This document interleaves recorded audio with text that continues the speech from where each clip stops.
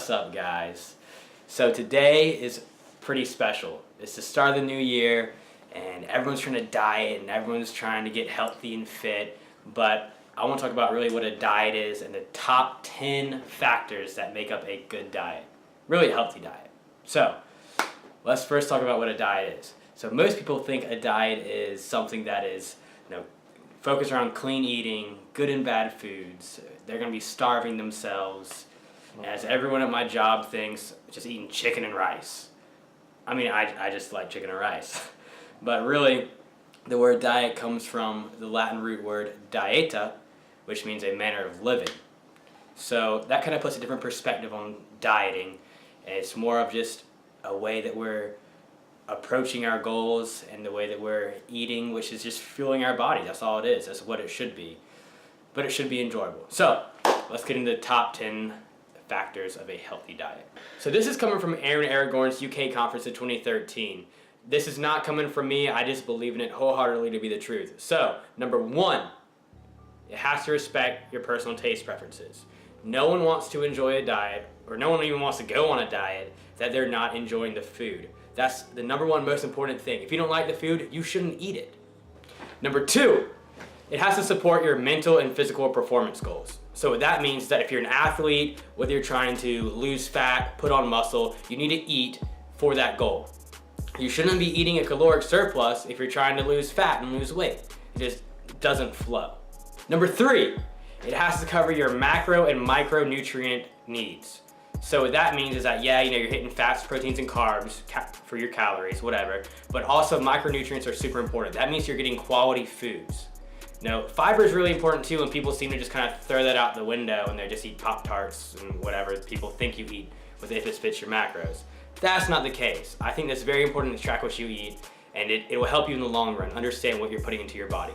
Number 4, no unnecessary or scientifically unfounded food restrictions. You don't need to cut out things that you do not need to cut out. A lot of people believe that just because someone on YouTube said something, they should believe it. But in reality, if science isn't really backing it up, and if there's not a lot of anecdotal evidence backing that up, there's really no need to cut that out. Number 5, it respects your medical intolerances and allergies. If you have celiac disease and you have a gluten intolerance, you should not be eating gluten. If you are lactose intolerant, you should not be eating dairy products or consuming dairy products. It's really that simple. Number 6, it has to be convenient. No one wants to make eating and cooking into a job. It doesn't need to be that way. This has to be doable. If you're working a 9 to 5, if you have kids, whatever you have going on in your life, you don't need extra stress. You don't need an added burden just to eat and feel better, because it's not going to succeed if you do that. So you have to make it convenient and make it easy to do. Number 7, it has to be affordable. There's really no scientific evidence or research proving that organic foods or exotic meats are better for you. It just doesn't. You have to eat to fit your budget, and really that food's going to digest the same no matter what. Number 8, it has to be socially acceptable. You don't want to be that guy in any situation. Now, if you're at your boyfriend or girlfriend's birthday party, eat the cake, have a slice of pizza. I mean, in all reality, you have to live. Balance is super key to maintaining a healthy lifestyle. Number 9, it has to be compatible with your personal ideologies. So if you're a vegan, vegetarian, whatever, it needs to follow along those guidelines. You don't need to change your beliefs really just for a diet. It's just up to you. Number 10, really in my opinion, this is the most important one. It needs to be sustainable long term.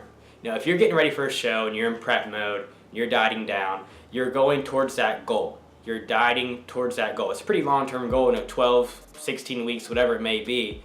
You're following that set diet. So it doesn't need to be a lifelong thing. It just needs to be sustainable until you reach your goal, and then it changes for the next goal. So that's it. Hey guys, thanks for tuning in to watch this video.